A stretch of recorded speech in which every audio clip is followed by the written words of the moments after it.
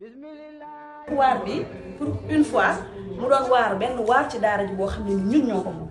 ñun soxna yi ñoo ko moom góor yàlla yi ñoom dañu ciy jàppale rek donc waar bi ñun ñoo ko moom moo tax démb li ma doon wax soxna yi fa daje rek mooy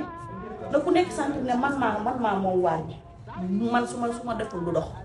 su ma ci kiiwul du dox ku nekk boo dexee noonu boo naree toog rek da nga ne man su ma toogee du dox donc ku nekk bu jàppee noonu rek ne man mi su ma ci impliqué wul du dox rek donc noonu ñuy def nekkee benn say ñun ñëpp ñu bokkandoo kii bi noonu la suñu borom di ci nar a dafee baaxee donc na ku nekk fexe te xam naa ne waar bi mbooloo la laaj Alaay Saw mi ngi koy wax léegi bu mbooloo ñu bëriwul togg bi day metti lool ndax weeru koor boo yenn ci daaj bi di togg day metti donc ku nekk tamit boo amee sa sœur sa cousine wala kii koo xam ne ni